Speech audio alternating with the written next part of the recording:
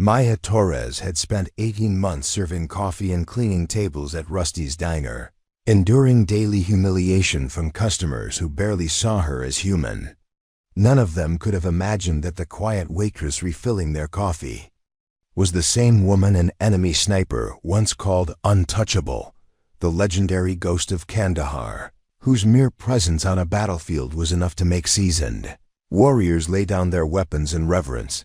Preparing and narrating this type of story took us long efforts and hard work. So if you are enjoying the story, please consider subscribing to our channel. The grease-stained linoleum floors of Rusty's Diner stretched across the cramped interior like a checkerboard of neglect, each black and white square bearing the scuffs and stains of countless work boots and coffee spills.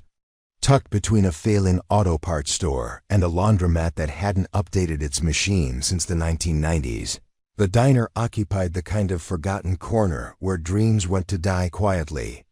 The red vinyl booths had splits that revealed yellowing foam underneath, held together with duct tape that the owner, Carl Hendricks, applied with the same careless efficiency he brought to everything else in his establishment.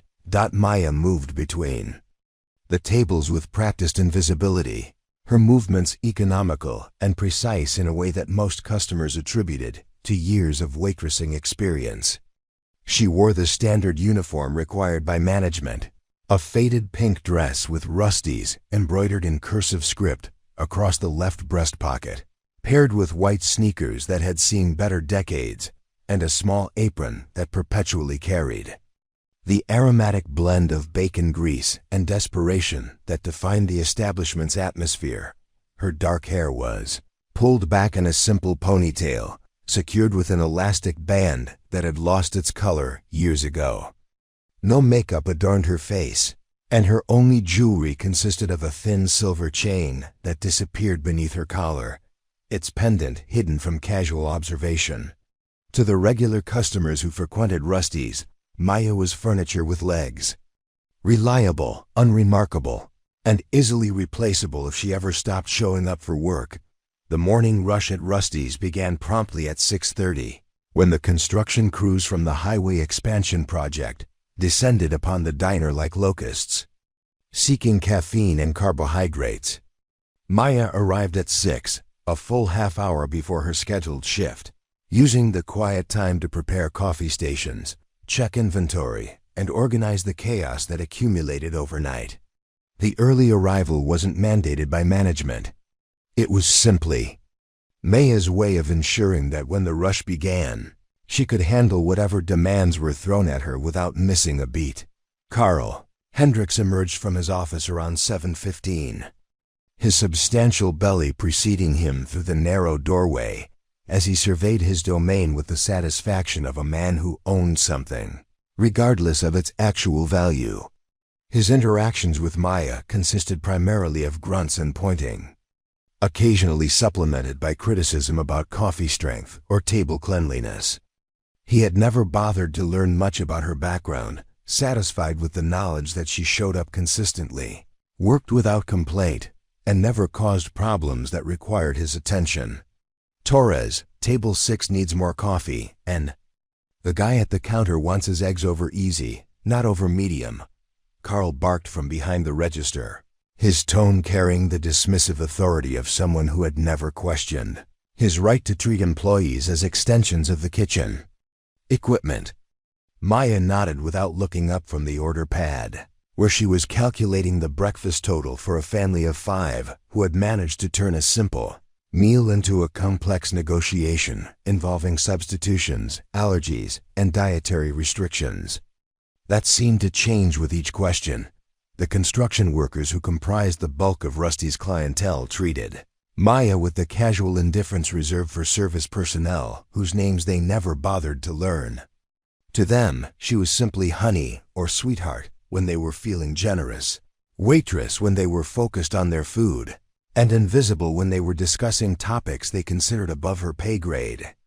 Their conversations flowed around her as if she were a piece of furniture, touching on subjects ranging from local politics to complaints about their supervisors, intimate details about their personal lives, and opinions about everything from sports teams to international conflicts. They understood through television news and internet memes. Maya had perfected the art of selective hearing, processing orders and requests while filtering out the casual racism, sexism, and general ignorance that seasoned the conversations around her like salt on hash browns. She learned that Jimmy Morrison was cheating on his wife with a woman from the county clerk's office, that Pete Kowalski was 3 payments behind on his truck, and that the entire crew believed the government was hiding alien technology in underground facilities that definitely existed somewhere in the desert, though none of them could agree on the exact location. The lunch crowd brought a different demographic to Rusty's, composed primarily of retirees seeking inexpensive meals and social interaction, along with the occasional traveling salesman who had made the unfortunate decision to trust roadside dining reviews. These customers tended to be more polite than the construction workers, but their politeness carried the patronizing overtones of people who considered themselves socially superior to the woman serving their soup and sandwiches. Margaret Fillmore, a former school principal who held court at Table 3 every Tuesday and Thursday, had appointed herself as an unofficial supervisor of Maya's performance. Her critiques covered everything from the temperature of the coffee to the speed of service, delivered with the authoritative tone of someone accustomed to being obeyed without question. Maya accepted these evaluations with the same neutral expression. She maintained for all customer interactions, neither arguing nor acknowledging the implied criticism beyond ensuring that Margaret's specific preferences were consistently met.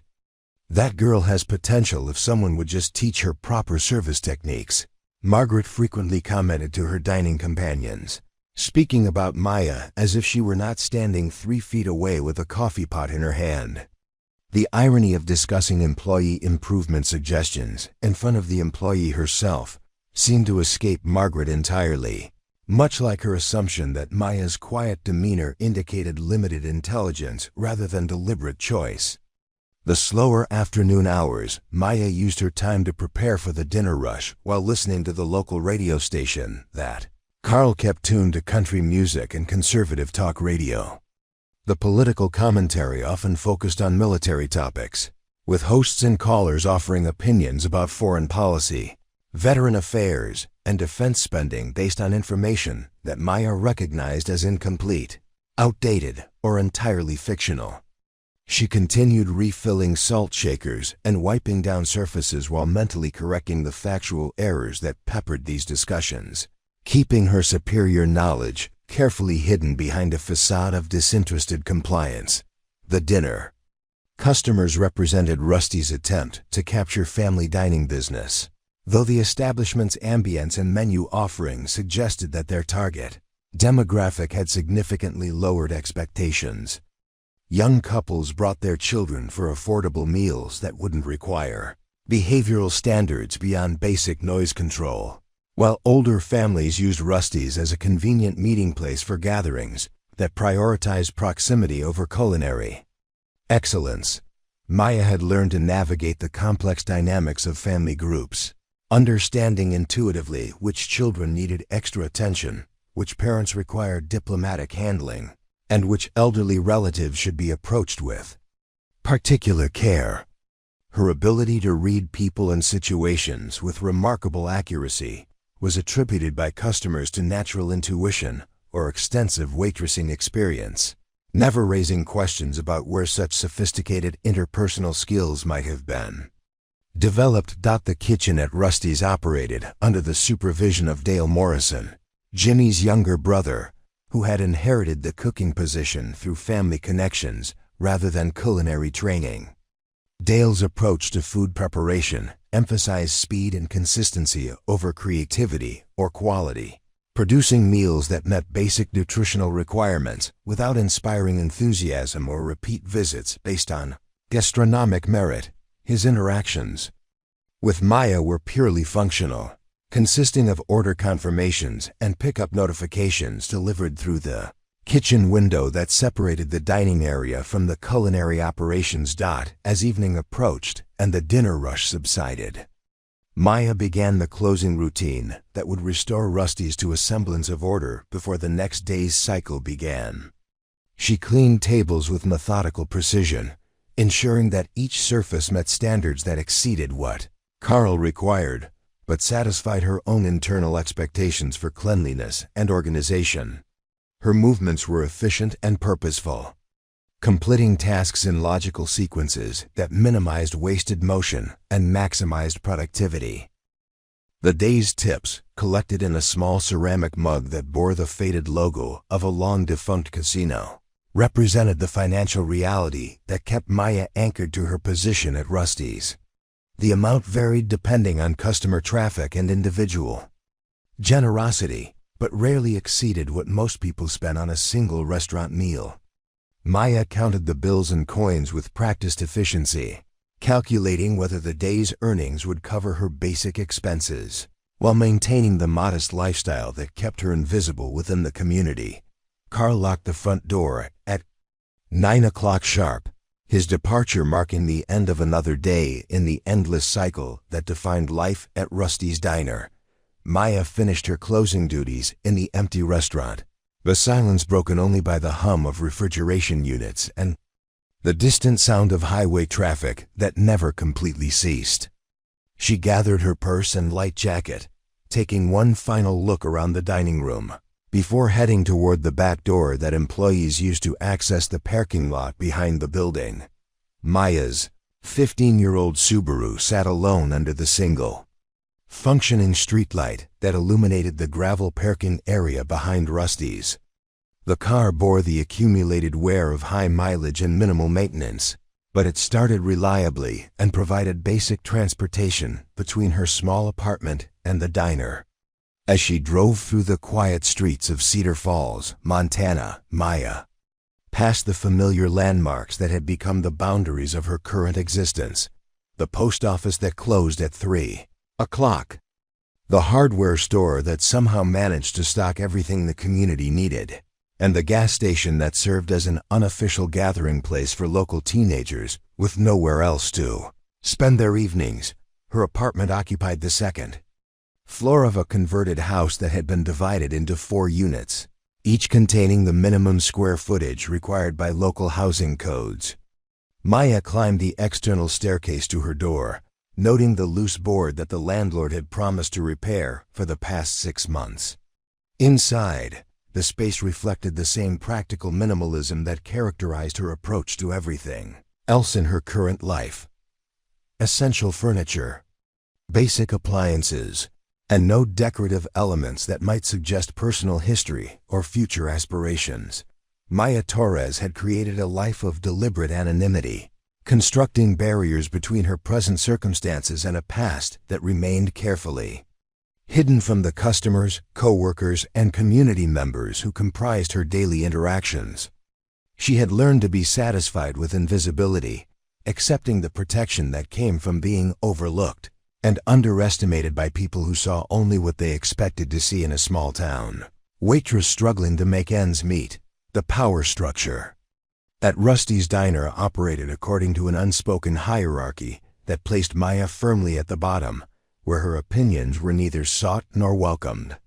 Carl Hendricks ruled his establishment with the arbitrary authority of a man who confused ownership with competence, making decisions based on personal whims rather than operational logic.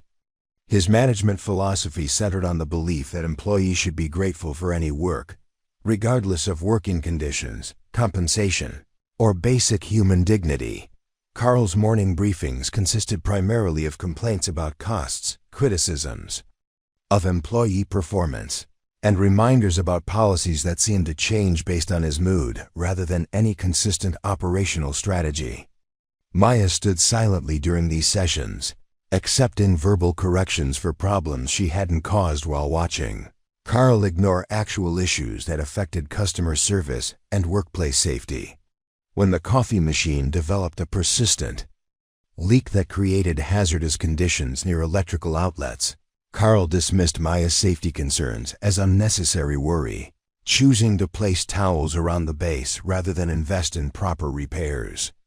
"Torres, you're not paid to think about equipment maintenance," Carl informed her when she suggested that the coffee machine's electrical components were becoming dangerous. His dismissive tone carried the weight of someone who had never questioned his right to make decisions about matters he didn't understand. The leak continued to worsen over the following weeks, creating puddles that customers tracked throughout the dining area. While Carl maintained that the situation was under control, Margaret Fillmore had appointed herself as an unofficial quality control supervisor, offering detailed critiques of Maya's performance that revealed her assumption that service workers required constant correction from their social superiors.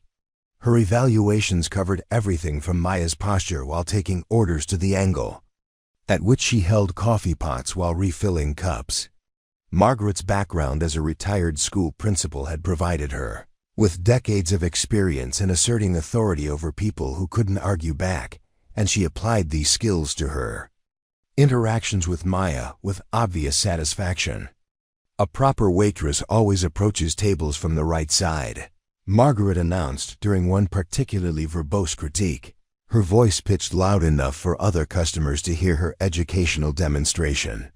And when presenting the check, you should place it face down at the center of the table, not handed directly to the customer like you're demanding immediate payment. Maya accepted these instructions with the same neutral expression she maintained for all customer interactions, implementing Margaret's preferences while noting that the woman's knowledge of restaurant service came entirely from her position as a customer rather than any professional experience. Deputy Sheriff Rick Cromwell used Rusty's as his unofficial office during the lunch shift, occupying the corner booth where he could monitor radio communications while enjoying extended meals that often stretched well beyond normal dining time frames. His law enforcement position granted him informal authority that he exercised freely throughout the diner, offering unsolicited advice about everything from customer service to community affairs. Rick's interactions with Maya carried the patronizing tone of someone accustomed to being obeyed without question, seasoned with casual comments about her appearance and personal life that crossed professional boundaries he seemed incapable of recognizing. "Maya, honey, you should smile more," Rick frequently advised, his suggestion delivered with the confident authority of someone who had never considered that service workers might have legitimate reasons for maintaining professional composure. Customers tip better when the waitress looks happy to see them. It's basic psychology.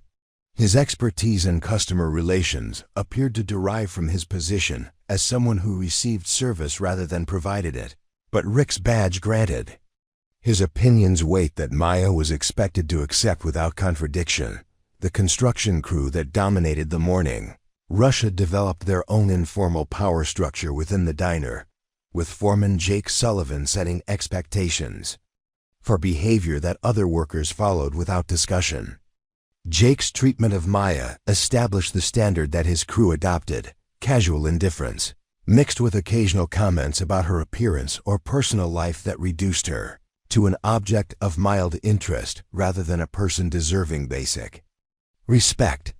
His authority within the crew translated into influence over the dining atmosphere, creating an environment where Maya's contributions were minimized and her presence was acknowledged only when service required. "Sweetheart, bring us another round of coffee, and this time make sure it's hot enough to wake the dead," Jake commanded during one typical morning rush, his tone carrying the assumption that Maya's previous service had been inadequate rather than acknowledging that the coffee had been sitting while the crew focused on discussing weekend plans.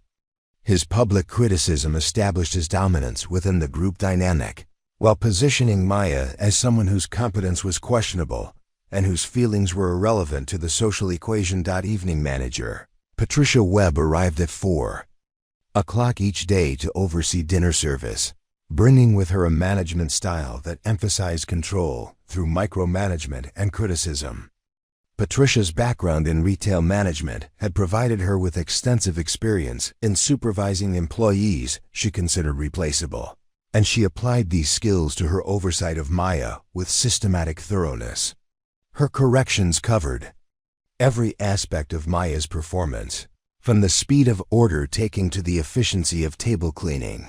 delivered with the precise authority of someone who measured success through compliance rather than results. Maya, your table turnover rate was 2 minutes slower last night than our target time, Patricia announced during a typical evening briefing, consulting a clipboard that contained detailed timing data she had collected through discrete observation. Customers should be seated, served, and ready for checkout within 35 minutes of arrival. Your performance is affecting our efficiency metrics. The fact that Maya's slower pace resulted from her attention to customer needs rather than service deficiencies seemed irrelevant to Patricia's evaluation system. Carl's son Bradley had recently begun working at the diner during summer break from community college, his employment representing a family obligation rather than merit-based hiring. Bradley's presence introduced additional complications to the workplace hierarchy, as his family connections granted him authority that exceeded his experience or competence. His interactions with Maya revealed the casual entitlement of someone who had never questioned his right to make demands of people he considered socially inferior, combined with the confidence that comes from knowing employment consequences would never apply to his behavior. Maya, Dad says you need to train me on the register system, Bradley informed her during his second day of work, his tone suggesting that teaching him was her responsibility rather than a favor she was providing. His assumption that Maya's knowledge and experience existed primarily to serve his advancement reflected the family attitude that employees were resources to be utilized rather than people deserving respect. When Maya's training helped Bradley avoid embarrassing mistakes during his first week, he accepted her assistance without acknowledgement or gratitude, treating her expertise as something he was entitled to receive. The vendor representatives who visited Rusty's monthly treated Maya as part of the restaurant's equipment, discussing inventory needs and delivery schedules with Carl while acting as if she were invisible despite her detailed knowledge of actual usage patterns and customer preferences. When Maya attempted to provide input about which products were popular with customers, the sales representatives politely redirected their attention to Carl, whose decisions were based on cost considerations rather than operational reality. Her practical insights about customer behavior and product performance were dismissed as irrelevant, opinion rather than valuable intelligence that could improve their business relationships. Local customers who had been dining at Rusty's for years maintained relationships with the establishment that excluded Maya from any meaningful recognition or respect. They knew Carl's family history, Patricia's previous job experience, and Dale's cooking preferences, but remained entirely uninterested in Maya as a person beyond her function as someone who brought them food and removed their empty plates. Their conversations flowed around her as if she were furniture, discussing personal problems, community gossip, and political opinions without any consideration that the woman serving their coffee might have insights, experiences, or feelings that could contribute to their discussions. Maya had learned to navigate this complex web of authority and dismissal with careful precision, understanding instinctively which battles were worth fighting and which criticisms required silent acceptance. Her survival within Rusty's power structure depended on her ability to satisfy everyone's expectations while avoiding any behavior that might draw unwanted attention to her capabilities or background. She had perfected the art of being simultaneously indispensable and invisible, providing excellent service while remaining beneath the notice of people who preferred their assumptions about service workers to remain unchallenged by evidence of intelligence, competence, or personal depth. The systematic dismissal of Maya's input had become so routine that even her most obvious suggestions were automatically rejected by authority figures who couldn't acknowledge that valuable insights might come from someone they considered beneath their consideration. When she quietly identified ways to improve efficiency, reduce costs, or enhance customer satisfaction, her recommendations were either ignored entirely or appropriated by supervisors who presented her ideas as their own innovations. The first crack in Maya's carefully constructed facade appeared on a Tuesday morning when Deputy Cromwell's radio crackled with an emergency call about suspicious activity near the interstate truckway station. As the dispatcher described potential drug trafficking involving military-style vehicles, Maya's head snapped up with predatory alertness that belonged in a command center rather than a small-town diner. Her body language shifted imperceptibly, shoulders squaring and eyes scanning the room with tactical precision that lasted only seconds before she caught herself and returned to refilling coffee cups. "Sounds like amateur hour," Maya muttered under her breath as Cromwell fumbled with his radio, trying to decode coordinates that the dispatcher had provided in military grid format. The comment was barely audible, but David Chen, a postal worker, sitting at the counter, caught the dismissive tone and looked at her with curiosity. Maya realized her mistake immediately, but the damage was done. Someone had heard her critique law enforcement procedures with the confidence of someone who understood tactical operations far better than a small-town deputy, when Jimmy Morrison's teenage son burst through the diner's front door 3 weeks later, bleeding from a deep gash on his forearm and shouting about a construction accident. Maya's response revealed training that extended far beyond basic first aid.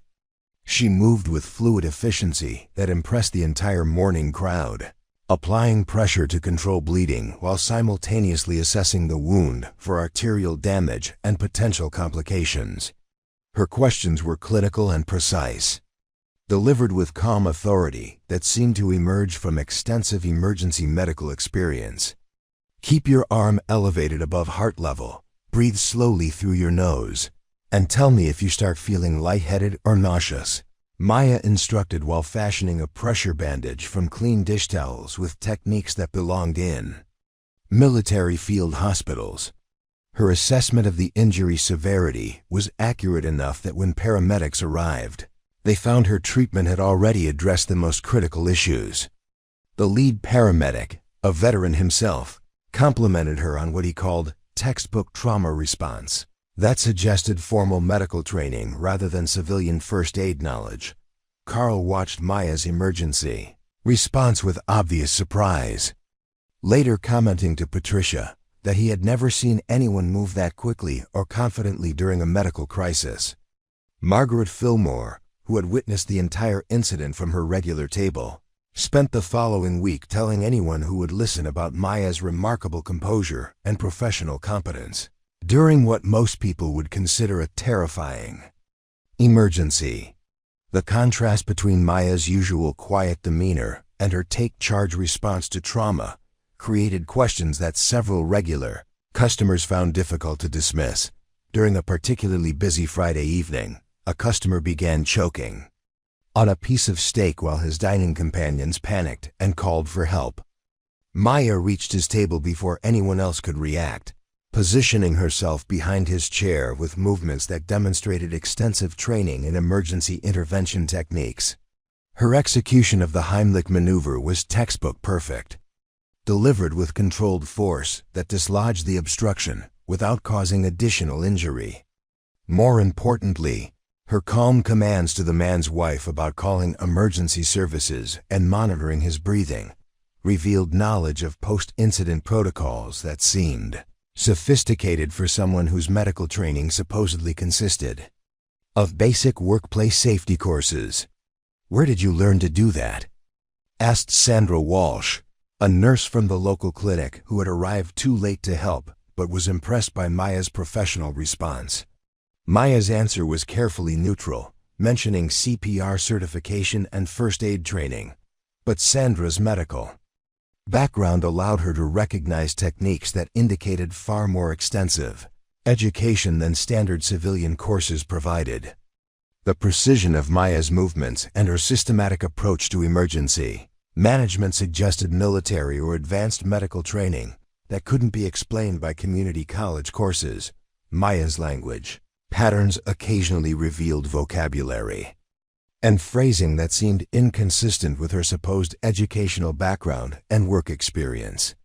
When discussing current events with customers, she sometimes used technical terminology or strategic concepts that suggested familiarity with military operations, international relations, or government intelligence activities. These verbal slips were usually brief and quickly corrected, but observant customers began noticing that the quiet waitress possessed knowledge that extended far beyond what television news and internet articles typically provided. The situation in that region is complicated by tribal affiliations that don't align with national borders. Maya commented during a discussion about international conflicts, her analysis revealing understanding of geopolitical complexities that surprised the construction workers who had been offering simplified opinions based on social media posts. When Jake Sullivan asked how she knew so much about foreign affairs, Maya deflected by mentioning documentaries and news programs, but her insights were too nuanced and specific to derive from casual media consumption. The physical demands of restaurant work had never challenged Maya in ways that would reveal her true capabilities, but occasional situations tested her strength, coordination, and reflexes in ways that demonstrated training far beyond civilian athletics. When a customer accidentally knocked over a heavy display case near the entrance, Maya caught the falling structure with reflexes that prevented serious injury while exhibiting core strength and balance that impressed everyone present. Her ability to control the case's descent while protecting nearby customers suggested military conditioning and tactical training that couldn't be explained by weekend jogging or gym membership. Maya's situational awareness operated at levels that seemed excessive for a small-town waitress working in a relatively safe environment. She consistently noticed details that escaped other people's attention: customers carrying concealed weapons, vehicles with government plates parked across the street, or individuals whose behavior patterns suggested law enforcement or military backgrounds. Her ability to read people and assess potential threats was so sophisticated that regular customers began relying on her intuitive sense of which strangers were trustworthy and which situations required caution. "You've got good instincts about people," commented Dale Morrison after Maya quietly warned him that a customer was likely to skip out on his check based on subtle behavioral indicators that proved accurate. Her ability to predict customer behavior, identify potential problems before they developed, and assess character based on minimal interaction time suggested training in human intelligence gathering that belonged in law enforcement or military environments rather than civilian hospitality work. When news reports discussed military operations, Maya's reactions revealed emotional connections that seemed personal rather than theoretical. During coverage of overseas conflicts, her expression would shift in ways that suggested direct experience with combat situations, rather than distant sympathy for abstract military casualties. Rick Cromwell noticed that Maya's attention focused intensely whenever reports mentioned specific units, geographical locations, or tactical operations, her body language indicating familiarity with information that should have been foreign to someone with her supposed background. Technical discussions about weapons, vehicles, or military equipment occasionally prompted comments from Maya that revealed detailed knowledge inconsistent with civilian exposure to such topics.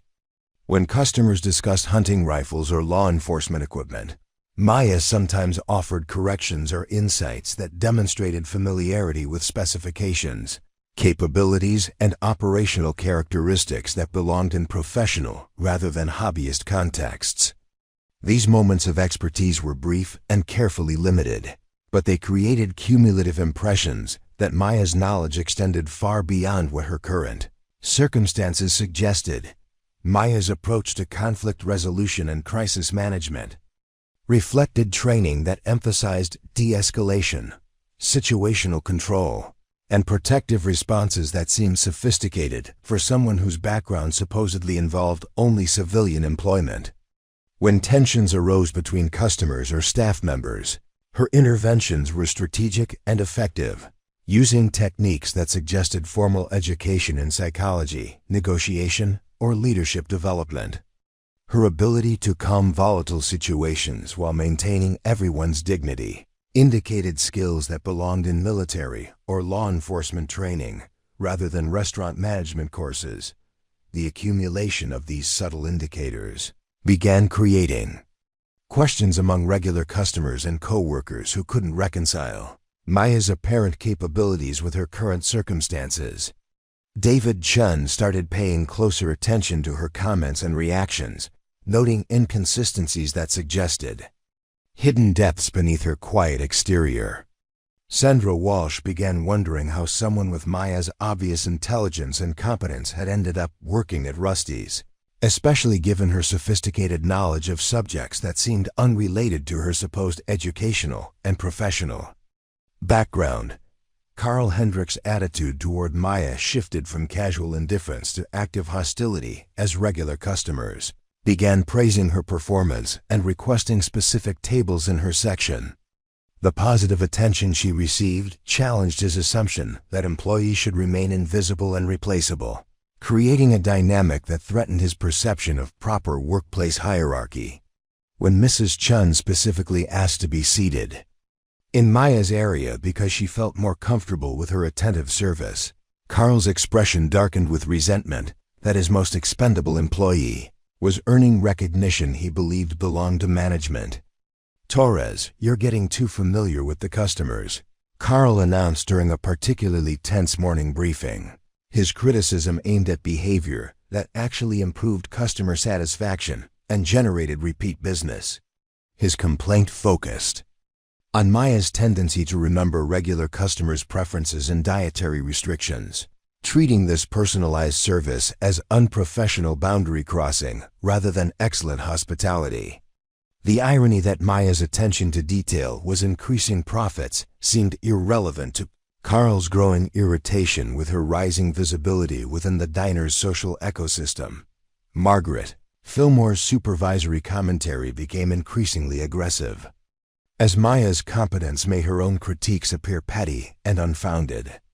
The retired principal's authority had always depended on maintaining clear hierarchical distinctions between herself and service personnel, but Maya's obvious intelligence and professional capability threatened those comfortable assumptions. Margaret's corrections became more frequent and nitpicking, focusing on trivial details that allowed her to maintain her position as the educated customer teaching the ignorant waitress, despite mounting evidence that Maya's knowledge exceeded her own in numerous areas. A properly trained server would know that coffee cups should be filled to exactly 3/4 capacity, Margaret declared during one particularly elaborate performance, her voice projecting across the dining room to ensure maximum audience for her educational demonstration. The absurdity of her criticism was obvious to other customers, but Margaret's increasing desperation to maintain superiority over Maya drove her to create increasingly ridiculous standards that highlighted her insecurity rather than Maya's supposed deficiencies. Deputy Cromwell's patronizing advice evolved into more pointed criticism as Maya's subtle corrections of his tactical assessments began undermining his image as the local law enforcement expert. His ego couldn't tolerate suggestions that a waitress might understand police procedures better than someone with a badge, leading to confrontations that revealed his limited actual knowledge of law enforcement operations. When Maya quietly pointed out factual errors in his explanations of search protocols or arrest procedures, Rick's defensive responses became increasingly hostile and personal. "Maybe you should focus on learning the difference between decaf and regular before trying to understand police work," Rick snapped after Maya had diplomatically corrected his explanation of Miranda rights to another customer. His comment carried the sharp edge of wounded pride, reflecting his growing awareness that Maya's knowledge of legal procedures exceeded his own despite his professional position. The public nature of these exchanges created tension that extended beyond their individual relationship, affecting the entire diner's atmosphere as other customers witnessed the deputy's obvious insecurity. Patricia Webb's micromanagement intensified as Maya's efficiency improvements made other employees' performance deficiencies more apparent by comparison. The evening manager's authority had always depended on maintaining control through detailed oversight and constant correction. But Maya's self-directed excellence challenged the necessity of such close supervision. Patricia responded by creating increasingly elaborate documentation requirements and performance metrics that seemed designed to occupy Maya's time rather than improve actual service quality. "I need detailed reports on customer wait times, order accuracy rates, and table turnover efficiency for every shift," Patricia announced, presenting Maya with paperwork requirements that would consume hours of unpaid time, while providing no meaningful operational benefits. The administrative burden was clearly punitive, designed to discourage Maya's initiative and return her to the dependent status that Patricia required from subordinates. When Maya completed these tasks efficiently while maintaining her service standards, Patricia's frustration became obvious to everyone in the restaurant. Jake Sullivan's crew began treating Maya with deliberate disrespect as her emergency response capabilities and obvious competence challenged their assumptions about service workers' intelligence and training. The construction foreman's authority within his group had always included the right to disparage waitresses and other service personnel, but Maya's demonstrated expertise made such casual dismissal appear ignorant rather than authoritative. His response was to escalate his demanding behavior, creating situations that tested Maya's composure while allowing him to reassert dominance through increasingly unreasonable requests. "Sweetheart, I want my eggs over easy, but not too runny, my bacon crispy but not burned, and my toast golden brown with butter on the side. Not spread," Jake commanded during one typical morning display, his tone suggesting that Maya's previous service had been inadequate despite consistently meeting his preferences.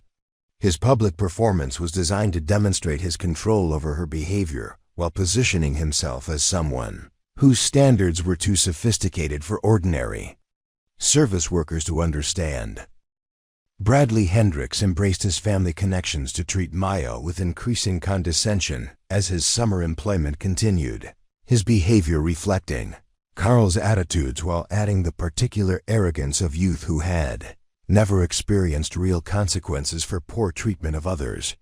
His assumption that Maya existed primarily to make his work easier led to demands that extended far beyond normal training assistance, treating her expertise as something he owned rather than borrowed.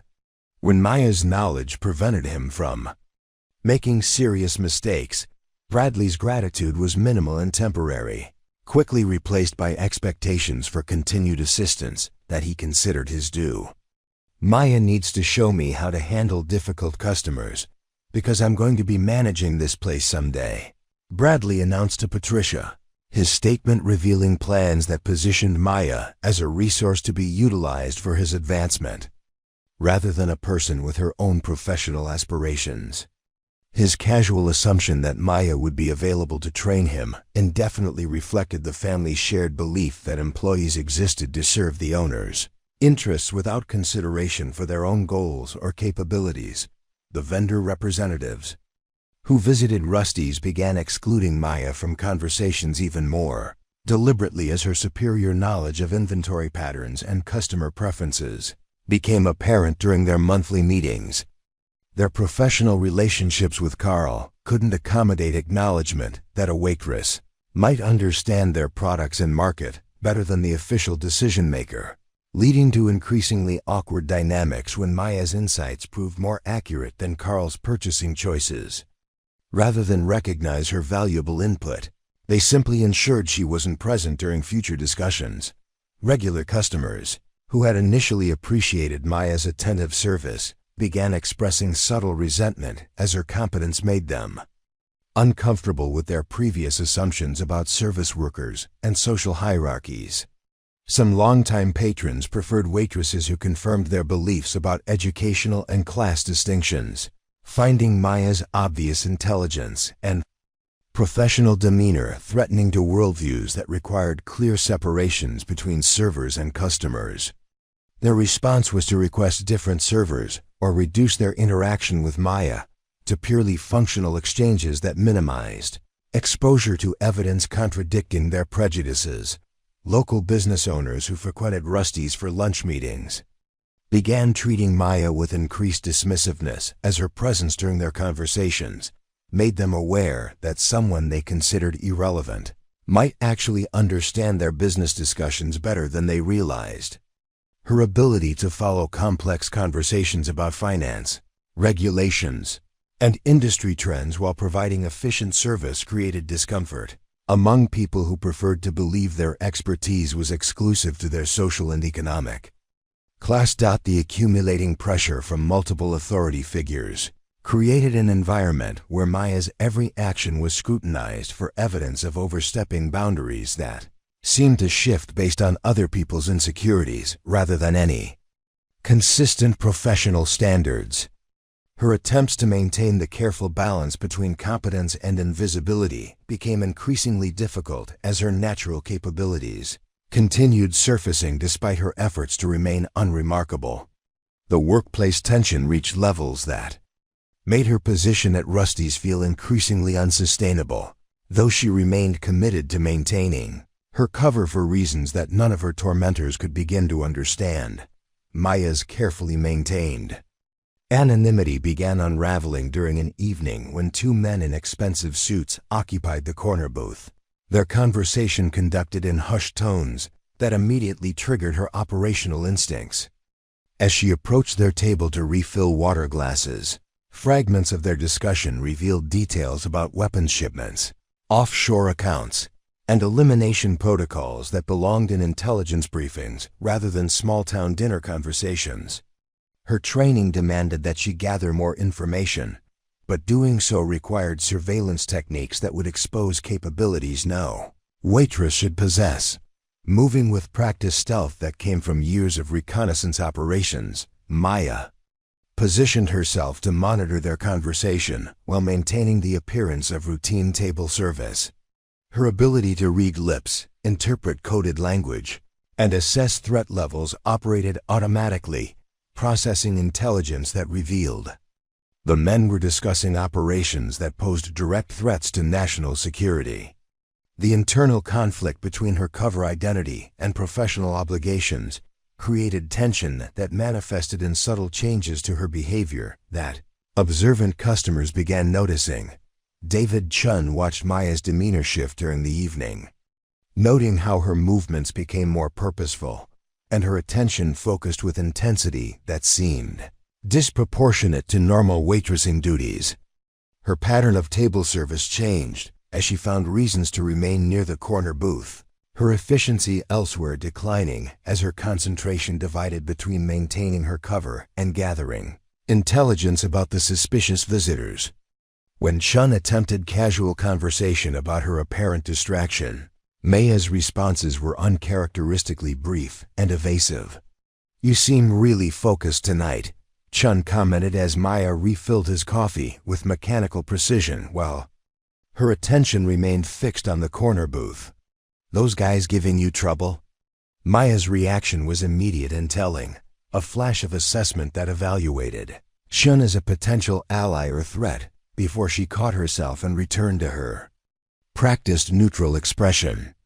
The moment lasted only seconds, but it revealed strategic thinking that belonged in operational environments rather than customer service interactions.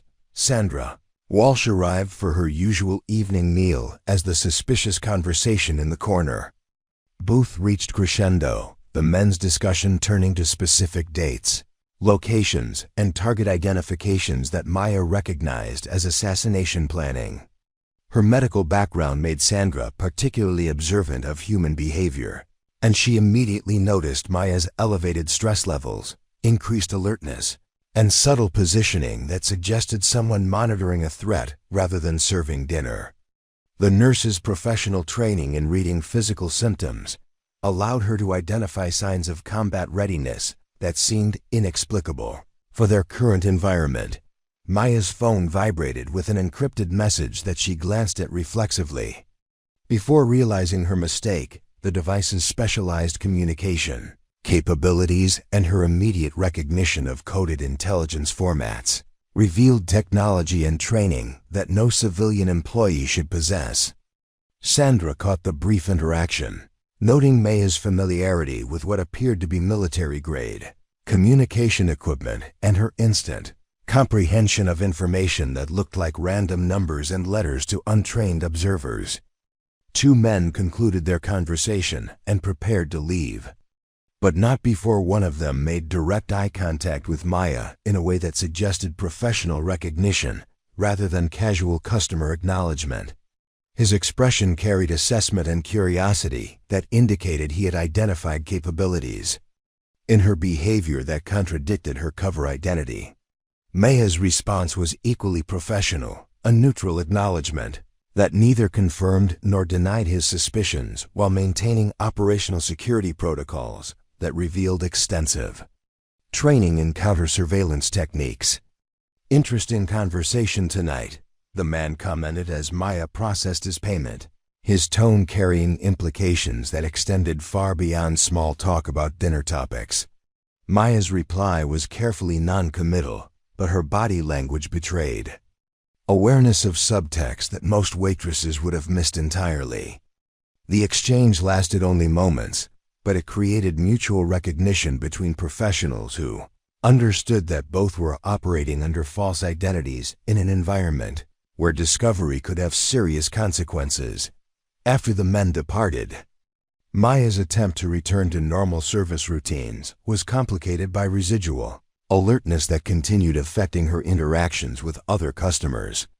Her responses to routine requests were delayed as her attention remained focused on processing the intelligence she had gathered, analyzing threat levels, and considering whether her cover had been compromised. The internal struggle between her operational instincts and civilian disguise became increasingly difficult to manage as the evening progressed. Margaret Fillmore chose that evening to deliver one of her most elaborate critiques of Maya's service standards, apparently unaware that her target was processing information about potential terrorist activities while simultaneously managing dinner orders and customer requests. Maya's patience with Margaret's nitpicking finally showed strain, her responses becoming shorter and her professional smile requiring visible effort to maintain. The contrast between her current stress level and usual unflappable demeanor created questions that Margaret began voicing to other customers. "That girl seems unusually tense tonight," Margaret observed to her dining companion, her voice carrying across the restaurant with typical disregard for Maya's proximity. "Perhaps the job is becoming too demanding for someone with her limited qualifications." The irony of criticizing Maya's competence while she simultaneously managed multiple complex tasks that extended far beyond restaurant service was lost on Margaret. But other customers began paying closer attention to Maya's obviously elevated stress levels. Rick Cromwell arrived near closing time, his routine patrol bringing him into contact with Maya during her most vulnerable period of the evening. Her attempt to gather information about the suspicious visitors required her to ask questions that revealed knowledge of law enforcement procedures and investigation techniques that immediately caught the deputy's attention. Her inquiries about the men's identities, their vehicle information, and potential local connections demonstrated familiarity with criminal investigation methods that exceeded civilian knowledge. "How do you know to ask about license plate numbers and vehicle descriptions?" Rick questioned, his suspicion evident as Maya's questions revealed training in evidence gathering and suspect identification.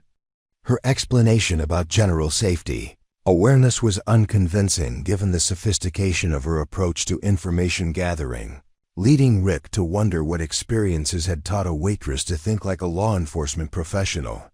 His growing curiosity about Maya's background created additional pressure on her already strained cover identity. Patricia Webb's evening inspection revealed organizational efficiency that surpassed normal service standards, but Maya's superior performance was accompanied by behavioral changes that suggested preoccupation with matters beyond restaurant operations.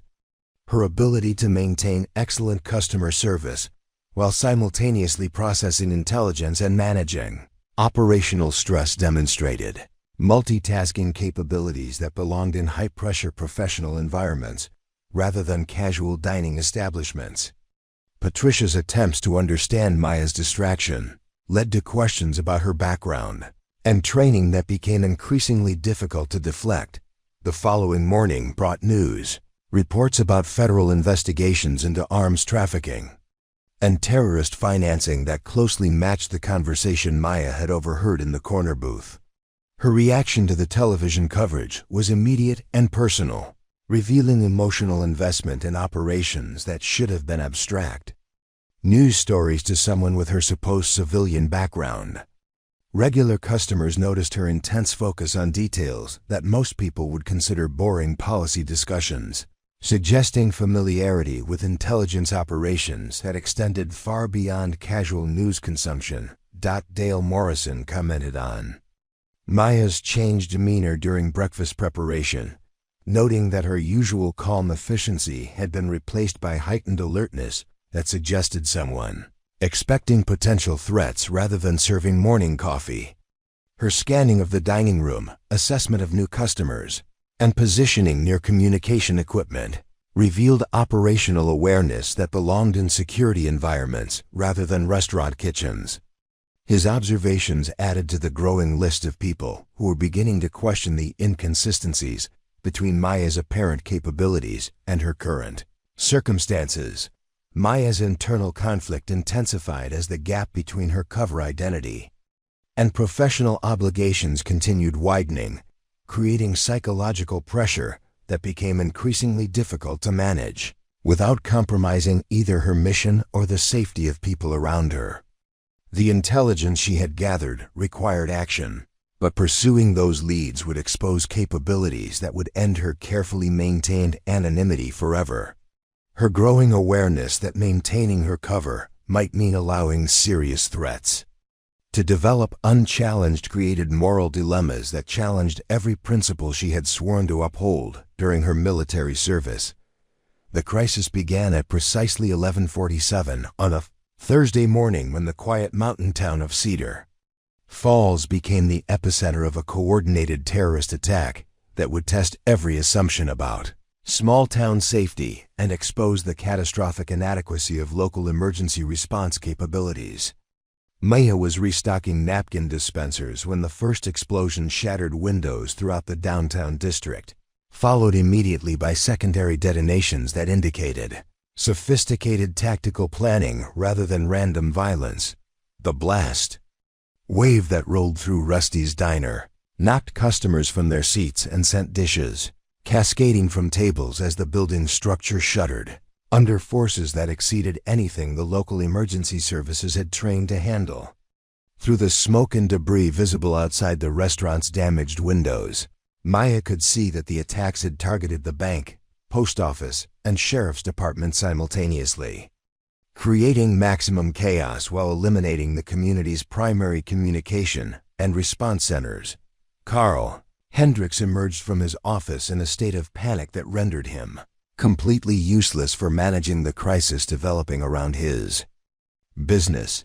His response consisted entirely of shouting questions that no one could answer while making no decisions that might actually protect his customers or employees from the escalating danger outside.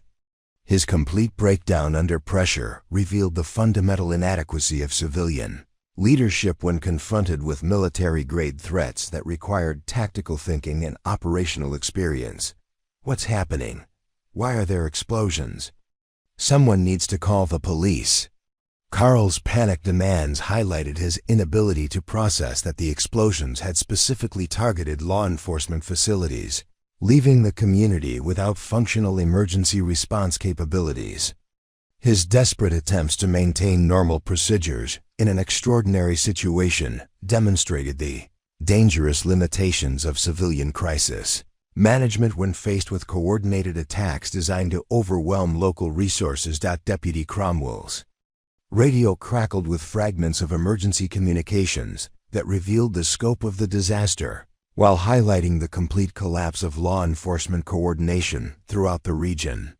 His attempts to establish contact with dispatch met only static, punctuated by panicked transmissions from units throughout the county reporting simultaneous attacks on critical infrastructure.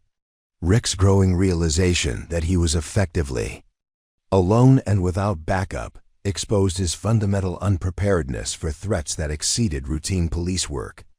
All units, we have multiple explosions at government facilities throughout the region. The fragmented radio transmission announced before dissolving into electronic interference that suggested deliberate communication jamming. Rick's attempts to contact state authorities met similar failures, revealing that the attackers had systematically disabled emergency response networks across a wide geographical area. His visible fear and confusion demonstrated that local law enforcement lacked both the training and resources necessary to address coordinated terrorist operations. Maya recognized the attack pattern immediately, a textbook example of infrastructure degradation designed to isolate target populations while eliminating their ability to request outside assistance. The timing, target selection, and communication disruption indicated military-level planning that suggested state-sponsored terrorism rather than domestic extremism. Her analysis of the tactical situation revealed threats that extended far beyond what local authorities could comprehend, much less address effectively. Patricia Webb's management training proved entirely inadequate for crisis situations that extended beyond employee scheduling and inventory control. Her attempts to maintain restaurant operations while explosions continued outside demonstrated a disconnection from reality that endangered everyone under her nominal supervision. Her insistence on following normal procedures during an extraordinary emergency revealed the dangerous limitations of civilian leadership when confronted with threats that exceeded their experience and training. Everyone needs to remain calm and stay in their seats until we receive official instructions, Patricia announced, her voice shaking as she clung to administrative protocols that had become meaningless in the current situation. Her inability to recognize that following normal procedures could result in casualties highlighted the inadequacy of civilian crisis management when faced with military-grade threats requiring immediate tactical responses. Margaret Fillmore's reaction to the crisis revealed the complete breakdown of social hierarchies when confronted with actual danger, rather than the imaginary authority structures that had defined her civilian interactions. Her demands for explanations and special treatment became increasingly shrill as she realized that her social position provided no protection against threats that treated all civilians as equivalent targets. Her panic-driven behavior demonstrated how quickly civilian authority collapsed under pressure that exceeded normal community experiences. The construction crew that had dominated morning conversations found themselves paralyzed by threats that exceeded their occupational safety training and left them completely dependent on leadership from people who possessed relevant experience with violence and tactical situations. Jake Sullivan's attempts to maintain his position as crew leader revealed the inadequacy of construction site authority when confronted with military-grade threats that required specialized knowledge he simply didn't possess. Through the restaurant's damaged windows, Maya could see armed figures moving systematically through the downtown area, their coordinated movements and professional equipment indicating special operations training that far exceeded local law enforcement capabilities. Their tactical formation and systematic approach to area control revealed military-level competence that posed existential threats to civilian populations, who lacked both the knowledge and resources necessary for effective resistance. The attackers had positioned themselves to control key intersections and escape routes, while maintaining overwatch positions that demonstrated sophisticated understanding of urban warfare principles. Maya recognized their deployment pattern as designed to funnel civilian populations toward predetermined kill zones while preventing escape or external intervention. The tactical sophistication of their operation indicated training and resources that belonged to professional military units rather than civilian terrorist organizations. Emergency vehicles, attempting to respond to the multiple attack sites, found their progress blocked by debris, disabled communications, and coordinated ambushes. That revealed the attackers' detailed knowledge of local emergency response procedures. The systematic elimination of first responders demonstrated planning that extended far beyond the initial explosions, indicating a multi-phase operation designed to maximize casualties while preventing effective civilian or military response. Maya's phone buzzed with encrypted communications from intelligence networks that confirmed her worst fears about the attack scope and objectives. The messages revealed that Cedar Falls was one of multiple simultaneous targets across the western United States, part of a coordinated campaign designed to test American response capabilities while eliminating key intelligence assets who had been identified through compromised databases. Her realization that she was likely a primary target explained the sophisticated nature of the operation and the attackers' detailed knowledge of local conditions. The intelligence updates revealed that federal response teams were engaged at multiple locations, leaving local communities to defend themselves against professional military forces using tactics and equipment that overwhelmed civilian law enforcement capabilities. Maya's growing understanding of the strategic situation highlighted the impossible position facing everyone trapped in the restaurant. They were essentially defenseless against threats that required military-level response capabilities that simply didn't exist at the local level. Radio communications intercepted through her specialized equipment revealed that the attackers were systematically searching buildings for specific individuals whose identities matched profiles contained in stolen intelligence databases. Their methodical approach to target identification indicated that random violence was secondary to elimination missions designed to remove key personnel who possess sensitive knowledge about classified operations and intelligence activities. Maya realized with growing certainty that her cover identity provided only temporary protection against enemies who possessed detailed intelligence about her actual background and current location. The sophisticated nature of their operation suggested resources and planning that could overcome civilian disguises through systematic investigation and elimination protocols designed specifically for hunting deep cover operatives in civilian environments. The impossible choice was crystallizing with terrifying clarity: maintain her cover and watch innocent people die, or reveal her capabilities and end 18 months of carefully constructed anonymity to fight enemies who had come specifically to kill her and everyone who might have learned her true identity. The weight of protecting civilian lives against the necessity of preserving operational security created moral pressure that threatened to shatter every protocol she had sworn to maintain. Maya stood frozen behind the coffee counter as the sound of automatic weapons fire erupted from the street outside, the distinctive rhythm telling her that professional soldiers were systematically eliminating any civilians who attempted to flee the downtown area. Through the restaurant's shattered windows, she could see muzzle flashes from multiple positions as the attackers established a perimeter designed to contain the local population, while they methodically searched each building for their primary targets. The radio communications crackling through her concealed equipment revealed that the terrorists possessed detailed floor plans of every structure in the downtown district, along with real-time intelligence about civilian locations and movement patterns.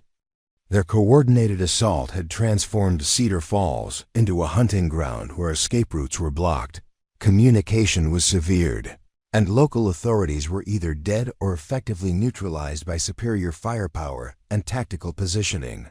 Carl's panicked attempts to contact emergency services had devolved into incoherent sobbing as the reality of their situation penetrated his civilian understanding of safety and security. His complete psychological breakdown left the restaurant without any official leadership, creating a power vacuum that the terrified customers and employees were looking to fill through desperate appeals to anyone who might possess relevant knowledge or experience. Their frightened eyes kept returning to Maya, unconsciously recognizing capabilities that her cover identity couldn't entirely conceal. "Maya, you seem to know about emergency situations," David Chun said, his voice shaking as explosions continued echoing through the town. "What should we do? How do we get out of here safely?"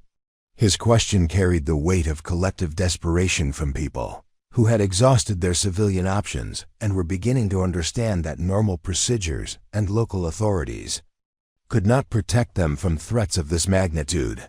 The encrypted intelligence flowing through Maya's communication device revealed that the attackers had identified her location with surgical precision. Their advance toward Rusty's diner following a search pattern designed specifically to locate and eliminate deep cover operatives whose true identities had been compromised through stolen intelligence databases. Her 18 months of careful anonymity were crumbling in real time as enemy forces closed on her position with the confidence of hunters who knew exactly where their prey was hiding. Margaret Fillmore's demanding voice cut through the chaos as she insisted that someone take charge of the situation and provide the kind of authoritative leadership that her civilian worldview expected during emergencies. Her assumption that proper hierarchy and clear communication could resolve any crisis revealed a dangerous misunderstanding of their tactical reality. But her demands for action were echoing the desperate needs of everyone trapped in the restaurant.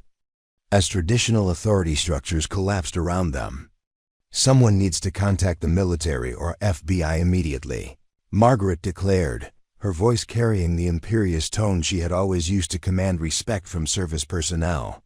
"This is obviously a federal matter that requires professional response from qualified authorities."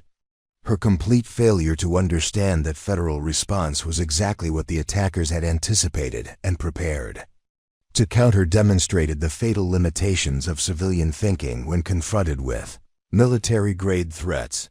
Rick Cromwell's attempts to coordinate with surviving law enforcement units had revealed the catastrophic scope of the terrorist operation.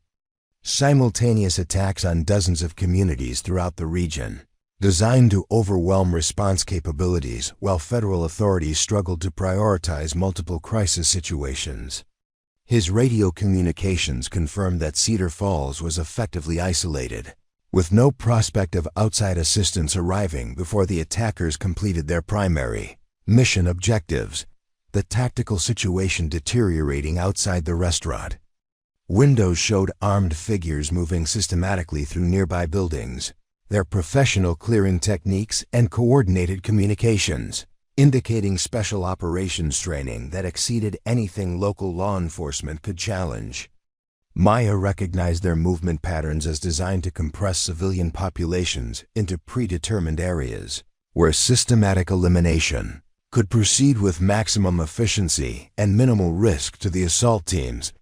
Patricia Webb's managerial instincts had devolved into repetitive demands for everyone to remain calm and follow established protocols that had become meaningless in their current situation. Her inability to adapt to circumstances that exceeded her retail management experience highlighted the dangerous inadequacy of civilian leadership when confronted with military threats requiring tactical thinking and operational flexibility that simply didn't exist within normal community structures. Maya's internal conflict reached critical mass as she processed intelligence indicating that the attackers were specifically hunting intelligence operatives whose covers had been blown through comprehensive database analysis. Her identity had been compromised not through operational failures, but through systematic penetration of federal personnel records that had exposed every deep cover asset operating in civilian environments throughout the western United States. The attack on Cedar Falls was designed specifically to eliminate her and recover any intelligence she might have gathered during her 18-month assignment. The weight of protecting innocent lives against the necessity of preserving operational security created psychological pressure that threatened to paralyze Maya's decision-making processes.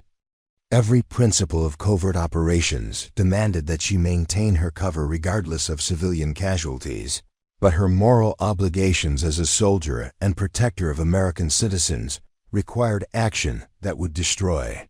18 months of carefully constructed anonymity and expose ongoing intelligence operations to enemy observation through her specialized communication equipment. Maya received confirmation that similar attacks throughout the region had successfully eliminated multiple intelligence assets whose covers had been maintained for years, their deaths attributed to random terrorist violence, while their true identities and missions remained classified even in death. The systematic nature of the campaign indicated that her enemies possessed comprehensive knowledge of American intelligence operations and were implementing elimination protocols designed to cripple covert capabilities nationwide. The sound of systematic gunfire from surrounding buildings indicated that the attackers were executing civilians who possessed no intelligence value, their elimination serving only to prevent witnesses and create terror among surviving populations. Maya's growing realization that innocent deaths were accumulating, while she preserved her cover, created moral pressure that challenged every aspect of her training and professional obligations as both an intelligence operative and a military officer sworn to protect American citizens. Sandra Walsh approached Maya with medical supplies she had gathered from the restaurant's first aid kit, her nursing background providing her with practical responses to crisis situations that exceeded what other civilians could contribute. Her direct eye contact carried unspoken questions about Maya's obvious composure and tactical awareness during circumstances that had reduced everyone else to panic and confusion. The nurse's professional training allowed her to recognize signs of military conditioning that seemed impossible to explain through civilian experience. "You're not panicking like everyone else," Sandra observed quietly, her voice low enough to avoid attracting attention from other customers while her eyes searched Maya's face for confirmation of suspicions that had been building for months. "This isn't the first time you've been in a combat situation, is it?" Her question carried implications that threatened to expose capabilities Maya had spent 18 months concealing behind carefully constructed civilian normalcy. Preparing and narrating this type of story took us long efforts and hard work. So if you are enjoying the story, please consider subscribing to our channel. The choice was crystallizing with terrifying clarity as Maya watched armed figures approaching the restaurant's exterior while her equipment confirmed that federal response teams were hours away from providing any meaningful assistance. Her cover identity offered only temporary protection against enemies who possessed detailed intelligence about her actual background and mission parameters, while the civilians around her faced certain death unless someone with relevant capabilities took immediate action to protect them. Maya's hands trembled slightly as she reached for the concealed weapons and equipment that she had never expected to use during her civilian assignment. The weight of abandoning 18 months of careful anonymity balanced against the moral impossibility of watching innocent people die while she preserved operational security. The moment of irreversible decision was approaching, with the inexorable certainty of enemy forces closing on positions they couldn't defend without revealing capabilities that would forever change everything about her carefully constructed life. In Cedar Falls, Maya reached beneath the coffee counter and retrieved a duffel bag that everyone had assumed contained personal belongings, her movements suddenly fluid and purposeful as she unzipped it to reveal an arsenal of military-grade weapons and communication equipment that belonged in special operations command centers rather than small-town diners. The transformation was immediate and absolute. The hunched shoulders straightened. The careful shuffle became a predator's prowl, and her eyes acquired the hard focus of someone trained to kill with surgical precision. "Everyone move away from the windows and get behind the serving counter," Maya commanded, her voice carrying unmistakable authority that cut through the panic like a blade. The quiet waitress who had endured months of dismissive treatment vanished completely, replaced by someone whose presence filled the room with competent lethality that made hardened construction workers step back instinctively. Her tone brooked no argument and expected immediate compliance from people who suddenly understood they were in the presence of a professional warrior.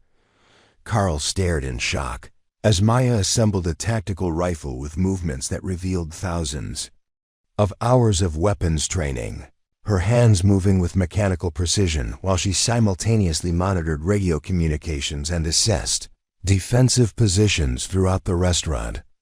The transformation was so complete that he found himself questioning whether the submissive employee he had bullied for months had ever actually existed, or if she had been an elaborate performance designed to conceal capabilities that now seemed impossible to reconcile with his memories. "Who are you?" Margaret demanded, her voice shrill with confusion and fear as Maya attached a suppressor to her sidearm with casual expertise that belonged in military operations rather than civilian environments. The retired principal's assumptions about service workers and social hierarchies crumbled as she watched the woman she had condescended to for months demonstrate combat readiness that exceeded anything she had imagined possible from someone in Maya's supposed circumstances. Maya looked directly at Margaret while checking her ammunition supplies, her expression carrying cold assessment that evaluated every person in the restaurant as either an asset or liability in the coming tactical engagement. Colonel Maya Santos, United States Army Special Forces, currently assigned to Task Force Phantom, conducting deep cover intelligence operations against domestic terror networks, she announced, her military bearing making it impossible to doubt the authenticity of her claim, despite its shocking contradiction of everything they thought they knew about her. Rick Cromwell's mouth fell open as Maya activated communication equipment that established encrypted contact with federal response teams, her radio protocol revealing familiarity with command structures and operational procedures that far exceeded his own law enforcement training. The deputy, who had spent months offering condescending advice about police work, watched in stunned silence as Maya coordinated with military units, using terminology and clearance codes that indicated authority levels he couldn't begin to comprehend. "Phantom Base, this is Ghost Actual." Maya spoke into her headset with crisp professionalism that commanded immediate attention from federal operators.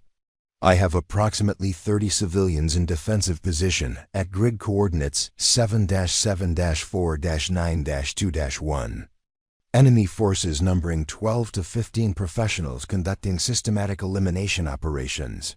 Request immediate tactical support and evacuation protocols for non-combatants." Her communication revealed not only her true identity, but her position within classified operations that made her authority absolute in the current situation. Sandra Walsh backed away as Maya began distributing emergency protective equipment that she produced from concealed storage areas throughout the restaurant, her movements revealing intimate knowledge of the building's layout that suggested months of tactical preparation disguised as routine employment. The nurse's medical background allowed her to recognize specialized trauma supplies and combat medications that belonged in military field hospitals rather than civilian dining establishments, confirming her growing suspicions about Maya's true background. "You've been planning for this," David Chun observed with growing understanding as Maya revealed hidden weapon caches and communication equipment that had been positioned throughout Rusty's diner over the course of months. His postal worker's attention to detail allowed him to recognize that Maya's seemingly random choices about break locations and equipment placement had actually been tactical positioning designed to create defensive advantages in exactly this type of crisis situation. Maya's response was delivered while she systematically checked firing positions and established overlapping fields of fire that would allow her to defend the restaurant against superior numbers. Intelligence indicated this facility was a potential target due to my cover assignment here. Every aspect of my employment was designed to prepare for enemy contact while maintaining operational security. Her admission revealed the extent to which her entire civilian identity had been an elaborate tactical deception designed to protect intelligence operations while positioning her to respond to precisely this type of threat. Patricia Webb watched in amazement as Maya transformed the restaurant's dining area into a fortified position using furniture, equipment, and defensive preparations that demonstrated expertise in urban warfare and civilian protection protocols. The evening manager's retail background provided no framework for understanding the sophisticated tactical planning that Maya implemented with casual efficiency, turning their vulnerable location into a defensible position that could withstand assault from professionally trained enemies. The attackers are specifically hunting intelligence operatives whose covers have been compromised through stolen federal databases, Maya explained while establishing communication protocols that would allow the civilians to coordinate with incoming federal response teams. This attack was designed to eliminate me and anyone who might have learned about my true mission. Your survival depends on following my instructions exactly as I give them, without hesitation or discussion. Jake Sullivan found himself taking orders from the woman he had dismissed and disrespected for months, his construction crew authority meaningless in the face of Maya's obvious expertise in combat operations and crisis management. The foreman who had treated her as expendable service personnel watched in stunned silence as Maya deployed tactical countermeasures that revealed training in special operations, intelligence gathering, and civilian protection that exceeded anything his civilian experience could comprehend. Maya's weapons check revealed equipment that belonged in special forces inventories rather than civilian environments, suppressed firearms, explosive devices, communication gear, and medical supplies. That indicated preparation for extended combat operations. Her familiarity with each item demonstrated training that required years of specialized education and operational experience, confirming that her quiet waitress persona had concealed one of the military's most elite operatives. The enemy sniper, positioned on the bank building, has been tracking my location for the past hour, Maya announced while studying tactical displays on her specialized tablet computer. His team leader called him off because they recognized who I actually am. Professional. Courtesy among warriors, you don't shoot at legends. Her explanation revealed the reputation that had prompted the story's title, confirming that even enemy forces acknowledged her status as someone whose combat achievements had earned mythical status among military professionals worldwide. Bradley. Hendricks pressed himself against the wall as Maya moved past him with lethal grace that made her previous submissive demeanor seem like an elaborate theatrical performance. The college student who had demanded her training assistance watched in terror as the woman he had dismissed as intellectually inferior demonstrated capabilities that belonged in elite military units whose existence was classified above his security clearance level. Colonel Santos, came a voice through her communication equipment. Federal response teams are 20 minutes out. Can you maintain defensive positions until extraction arrives? Maya's response revealed coordination with military units that treated her as a command-level authority whose tactical assessments would determine operational success or failure for the entire regional response. The transformation was complete. Maya Torres, the invisible waitress, had vanished forever, replaced by Colonel Maya Santos, whose presence had just shifted the tactical balance of the entire engagement in favor of federal forces who now had their most legendary operative positioned exactly where she could inflict maximum damage on enemy operations. Maya moved through the restaurant with lethal precision, her tactical assessment revealing that the enemy team approaching their position had made a critical error in underestimating the defensive capabilities of their target location. Through her scope, she identified the lead operator as Marcus Volkov, a former Spetsnaz commander whose reputation for brutality had earned him a place on multiple international wanted lists. His presence confirmed that this operation represented more than domestic terrorism. Foreign military intelligence had deployed their most experienced operators to eliminate American assets on domestic soil. The first engagement began when Maya neutralized the enemy sniper positioned on the bank. building with a single suppressed shot that demonstrated marksmanship skills belonging to the military's most elite units. The elimination was so precise and silent that Volkov's team continued their advance for several minutes before discovering their overwatch position had been compromised. Maya's ability to identify and eliminate threats at extended range while protecting civilian lives revealed training that existed only within the most classified special operations programs. Carl cowered behind the serving counter as Maya systematically engaged enemy forces with tactical efficiency that transformed their desperate situation into a controlled defensive operation.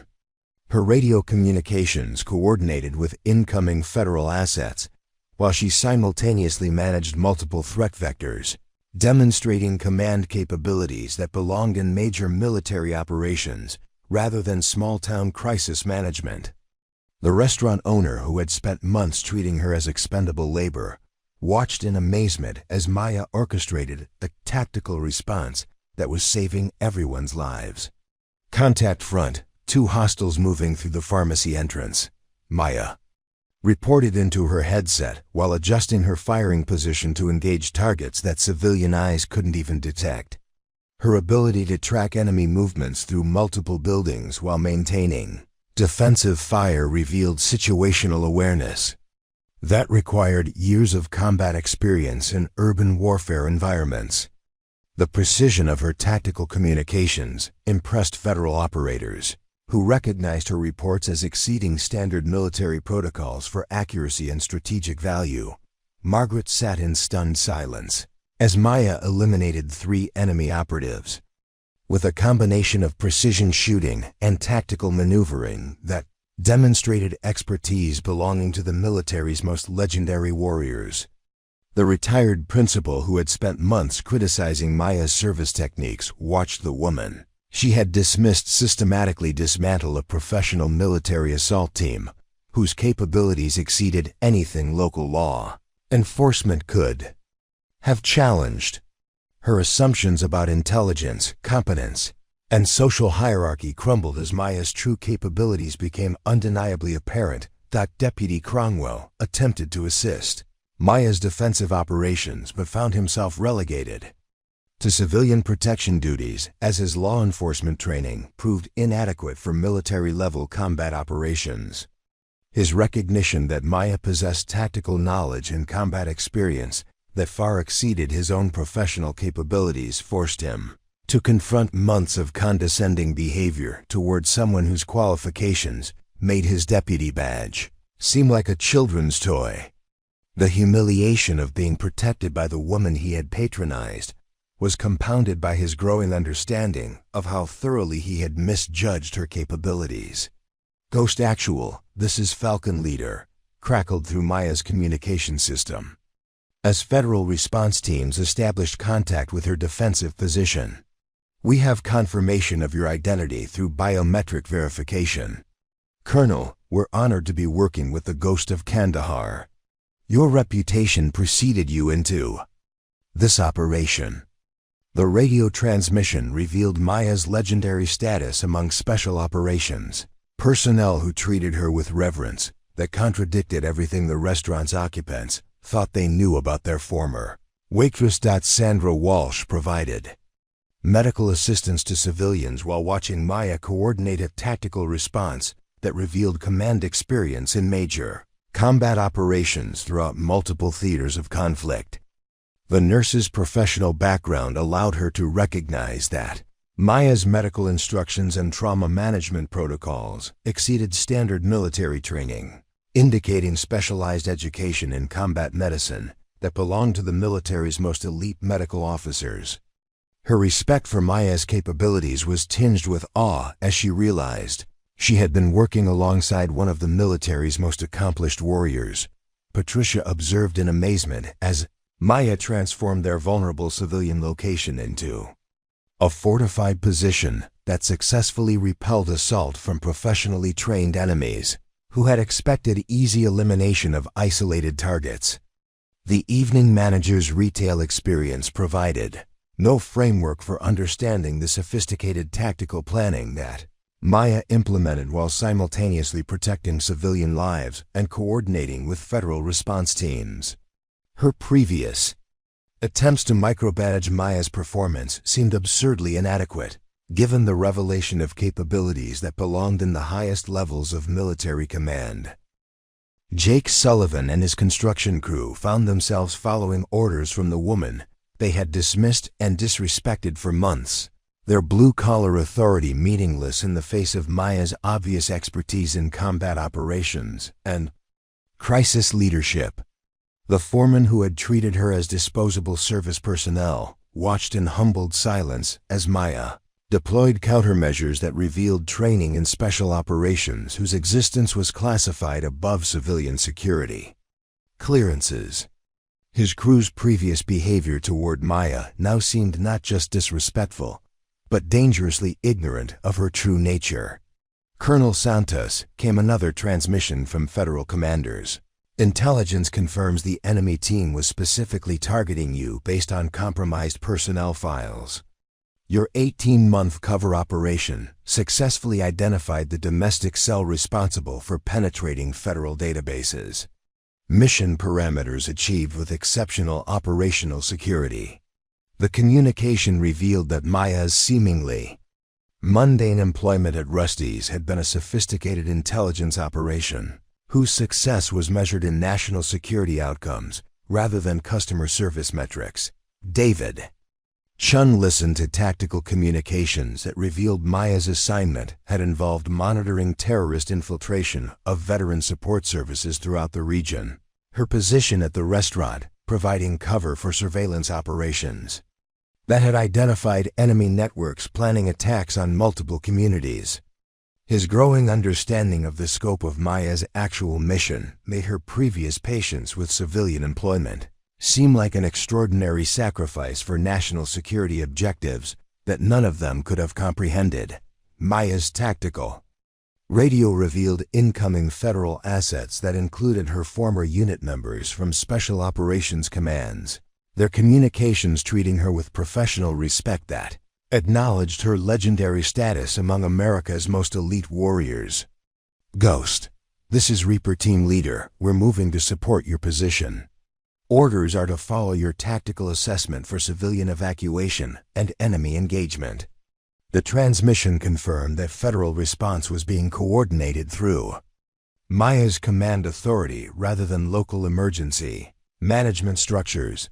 Bradley pressed himself against the wall as Maya moved past him with lethal grace that made her previous submissive demeanor seem like an elaborate performance designed to conceal capabilities that belonged in the military's most classified operations. The college student who had demanded training assistance from her watched in terror as the woman he had dismissed as intellectually inferior demonstrated expertise that exceeded anything his civilian education could comprehend.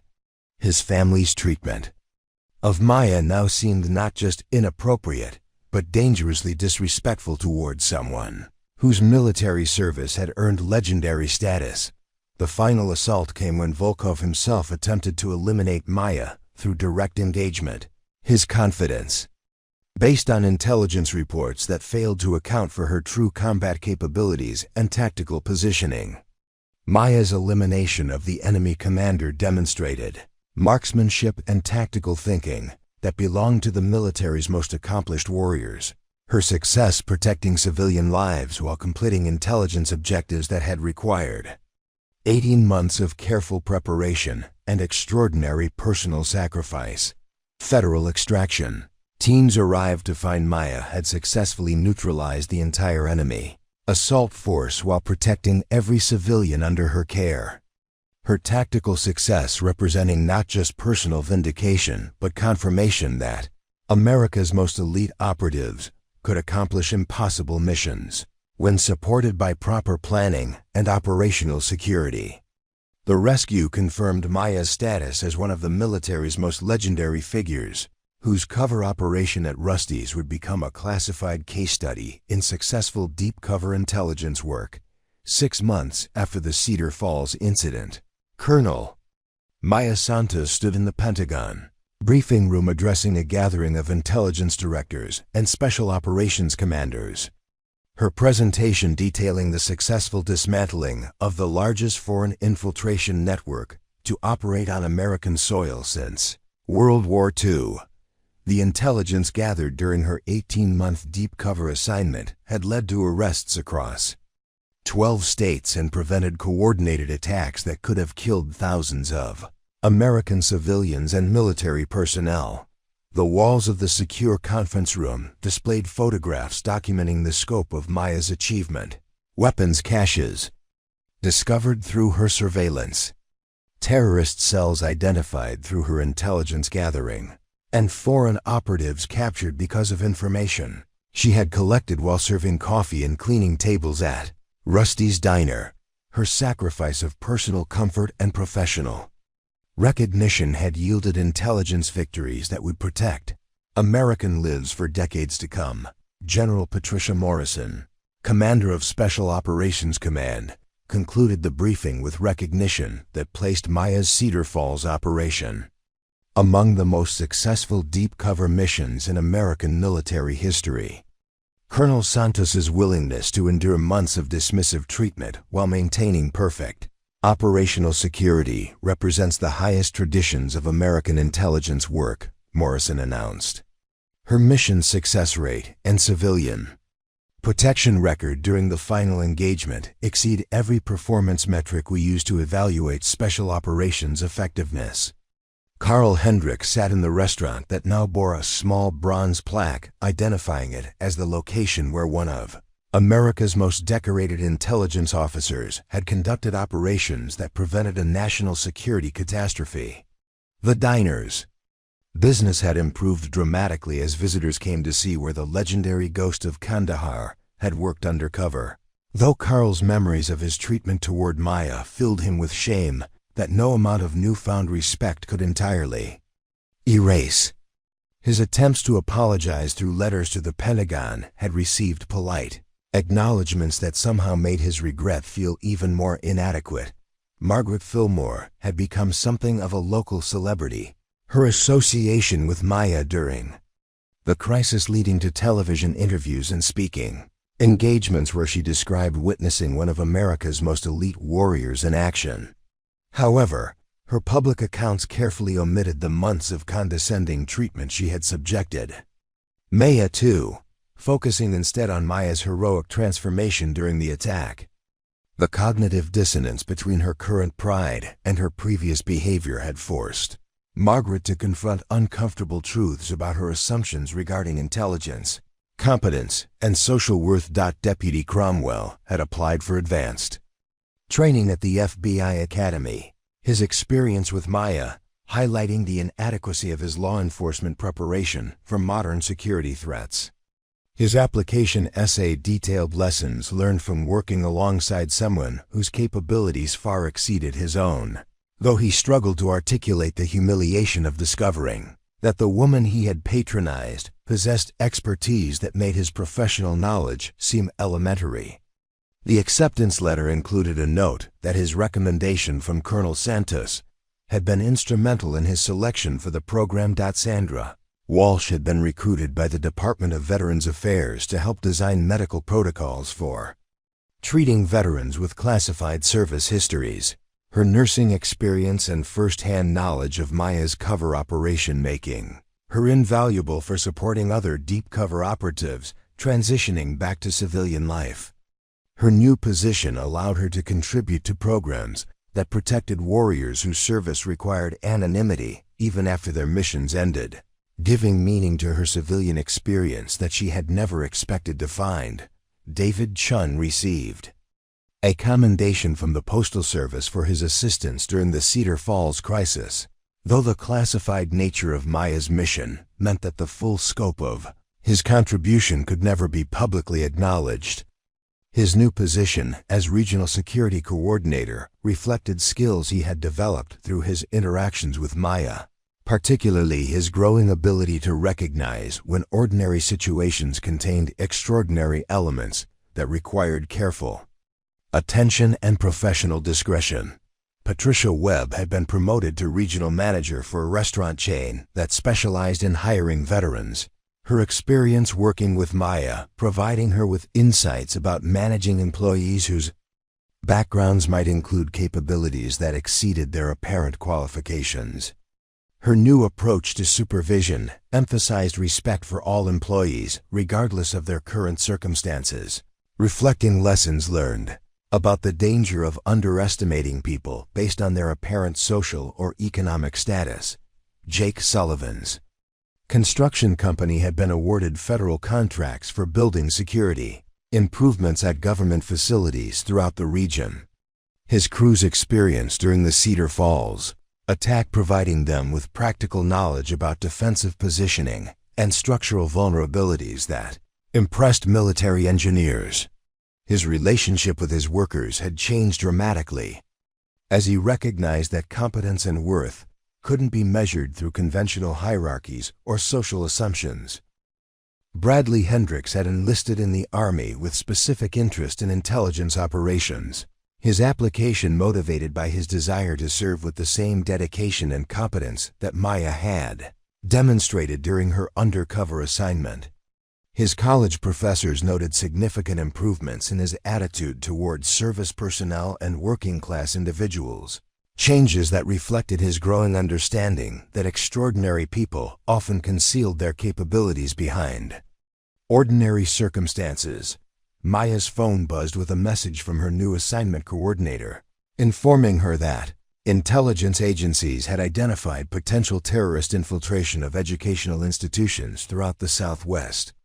Her next deep cover assignment would require her to assume the identity of a substitute teacher in Phoenix, a role that would allow her to investigate threats while protecting student populations who remained unaware of the dangers developing around them. The irony that her next mission would place her in Margaret Fillmore's former profession wasn't lost on Maya as she reviewed the operational parameters for her new assignment. Her experience at Rusty's had taught her that effective deep cover work required more than tactical skills and intelligence training. It demanded the psychological resilience to endure dismissive treatment while maintaining focus on missions that served larger purposes than personal recognition or immediate gratification. Colonel Santos looked out her Pentagon office window toward the Virginia skyline, knowing that somewhere in schools and offices across America, other operatives maintained their own careful anonymity while protecting people who would never know their names or understand their sacrifices. Her success at Cedar Falls had become a template for similar operations, proving that America's most elite warriors could blend into civilian environments while remaining ready to protect innocent lives when threats materialized. The Medal of Honor citation on her desk recognized not just her tactical success during the final engagement, but her 18 months of patient intelligence gathering that had required extraordinary personal sacrifice and professional discipline. The award acknowledged that her greatest victory hadn't been the elimination of enemy forces, but her ability to maintain perfect operational security while enduring treatment that would have broken lesser operatives. Maya gathered her files for the Phoenix assignment, knowing that her new mission would again require her to become invisible and underestimated while protecting American lives through methods that might never receive public recognition.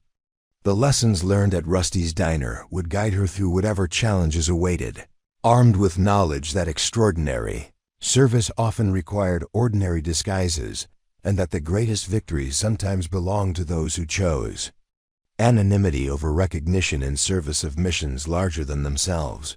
The ghost was ready to disappear again, carrying forward the understanding that true warriors protect not for glory or acknowledgement, but because some missions require sacrifices that only the most dedicated professionals are willing to make for the safety of people who will never know their names or comprehend the depths of their service. 3 years later, Maya received an encrypted message that would forever validate her legendary reputation. The communication came from Marcus Volkov's former lieutenant, a Russian operative named Dmitry Kozlov, who had witnessed the Cedar Falls engagement from a distance. His message was brief but profound. "Colonel Santos, my commander ordered me to eliminate you during the restaurant siege. I had a perfect shot through the kitchen window while you protected those civilians. But when I saw through my scope that it was the ghost of Kandahar, I couldn't pull the trigger. You don't shoot at gods." The message continued with intelligence that Kozlov had defected to American forces, inspired by Maya's willingness to sacrifice her cover identity to protect innocent people. "Your reputation among warriors transcends nationality," he wrote.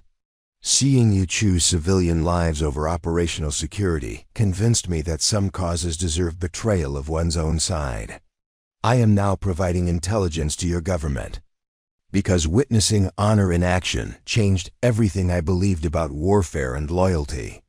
Maya smiled as she filed the message in her classified correspondence folder, understanding that the enemy sniper's refusal to fire had been about more than professional courtesy.